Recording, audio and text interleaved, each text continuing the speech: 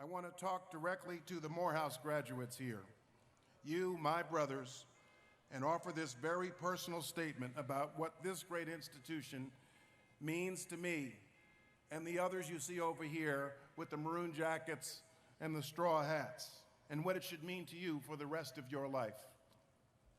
As a student and now a graduate of Morehouse College, you have chosen to travel the same road that I, John, Spike, Martin, Robert, Charles, Jerome, James, Joel, Greg, Raynard, Train, Rodney, and the other members of the class of 1979 who are here, traveled the day we left this institution 35 years ago.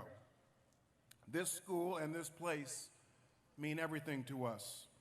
We owe it much, far more than the value of a four-year college education.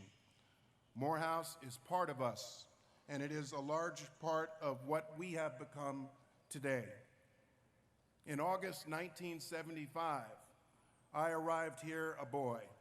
In May 1979, I left here a man with a mission. In August 1975, I arrived here a shy kid who did not want to be the center of attention. I could never have imagined speaking in front of a large audience like this. I was a poor student in high school. I was not a straight 4.0 student. In my house, during my high school years, a C was a reason to celebrate. In my entire life, the only time I ever heard my mother utter a four-letter word was when she opened my report card one afternoon and looked at my grades. In fact, you are looking at someone who never really successfully got beyond 10th grade math. I took 9th grade math in 9th grade and flunked. Retook 9th grade math in 10th grade. Took 10th grade math in 11th grade.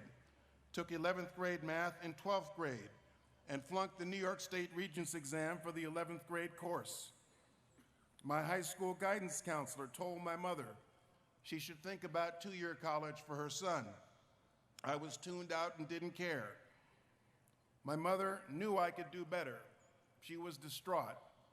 But my father, in his quiet and calm wisdom, prodded me to think about Morehouse College. By good fortune, I visited Morehouse homecoming weekend. I could feel the energy and excitement on this campus. I saw the proud young black men who walked this campus. I was impressed at the sight and sound of several hundred black men singing in unison about pledging their life to this institution and ties more brotherly. I got a look at the ladies across the street. Though I had never been here before in my life, something about this place was calling me. By the time I arrived here in 1975, however, I was still in a fog. I still hadn't caught fire. Freshman week, I recall filling out an index card in Robert Hall for some basic personal information. I got to the line that asked major and did not even know what to put down. I did not even know what I was interested in studying here. I looked at my father, who said, for lack of an obvious choice, just put down political science. I spent freshman year here pretty much as I had spent my high school years, asleep academically. My GPA, my first year, was 1.8. 1.8 both semesters. But something was stirring inside. I listened to the sermons and the speeches. I sat in assembly on Tuesdays and chapel on Thursdays. I realized I was in a special place, a kingdom. I became proud of who I was and what I was about to become. But for those of us who were freshmen here in 1975, something was missing. The ambition, the energy, and the talent was here, but the great struggles of the civil rights movement, the marches, the sit-ins, the freedom rides, were largely over. We in the class of 1979 were, quite literally, rebels without a cause. We looked for anything about which to protest or march. Many of us eagerly accepted Marty's invitations to Mrs. King's home on Sunset Avenue to plan marches for the state holiday on Dr. King's birthday. The most frequent objects of our protests, however, were food. The food at Morehouse College in 1970s was terrible. To those graduating today, I assure you it was worse then. We were served in green trays with 5 compartments in them, the size of TV dinners, no seconds. By 9 o'clock every evening, I was hungry again and had to go to Church's Chicken. By our senior year, Dr. Gloucester was glad to see the class of 1979 leave his school, but not without one more fight. Dr. Gloucester had invited a civil rights leader of national stature to be our commencement speaker. We told Dr. Gloucester his choice was not acceptable. To us, the speaker was too mainstream, and I now realize I'm out on a limb with John. So in 1979, our baccalaureate speaker was Louis Farrakhan, and our commencement speaker was Joshua Nkomo, the leader of the revolutionary movement in Zimbabwe. For me, the 4 years was transformational. I told you my freshman year GPA was 1.8. By sophomore year, something had awakened within me. I found who I was here.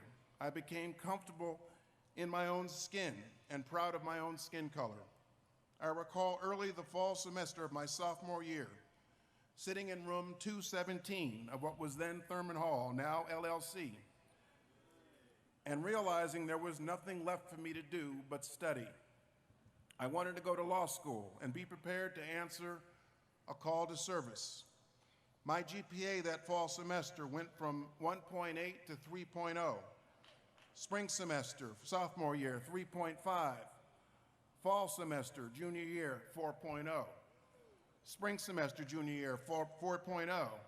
Fall semester, senior year, 4.0, and spring semester, senior year, 4.0. I left Morehouse College on fire, went through Columbia Law School with decent grades, and received a job offer from almost every Wall Street law firm I interviewed with. I am proud of my private sector achievements. I am proud to have been the first African-American partner at one of the most profitable law firms in the United States. I am proud to be a fellow in the prestigious American College of Trial Lawyers. But what I learned on this campus was that something even more is expected of a Morehouse man.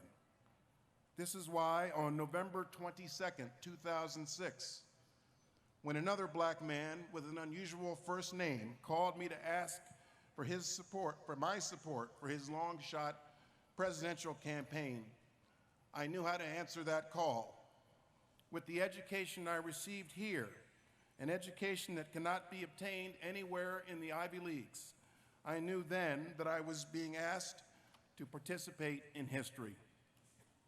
Dr. Mays taught all of us we only have a moment, but there is eternity in it. So I recognized on November 22nd, 2006, that I had to make the momentous choice. Enter the word momentous in any thesaurus, and you will get the words decisive, important, significant, vital, big, crucial, historic, earth-shattering, all the things expected of a Morehouse man. This is why on November 22nd, 2006, despite the long odds associated with his candidacy, I told Senator Obama, "Barack, if you run, I am with you." So I stand before you as a former C&D student, but who, by virtue of the education and inspiration I received at this place, is today a member of President Barack Obama's cabinet, the head of a government agency of 240,000 people, and the guardian of this nation's homeland security.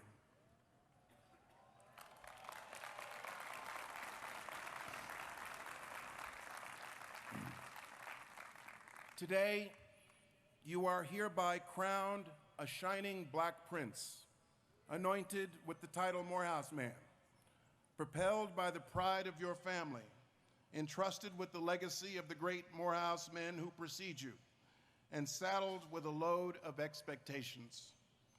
Being a Morehouse man means more than acquiring a good job, good manners, and a good suit. While others fear the darkness, you must light the candle. While others wallow in bigotry, intolerance, or homophobia, you must provide enlightenment. When others are content to deliver courage by proxy, you must step to the front of the line. Our society continues to need the power of your leadership and the power of your example. Over the last 4 years, each time you sang Dear Old Morehouse, you pledged your life to this institution and its ideals in all things that you do, whether it's to lead a nonviolent social movement, help a brother become president, serve in his cabinet, serve in the military, preach the word of God, teach for America, teach Sunday school, serve as a substance abuse advisor, serve as your brother's keeper, or simply show someone where he's traveling wrong. One more thing. You leave Morehouse today, but you do not leave it behind. Today is your last day at Morehouse, but it's your first day that you can start to give back. The future of this school depends on its alumni. I know I speak for every alumnus at this event when I say we look forward to seeing your names next to ours on the list of alumni donors.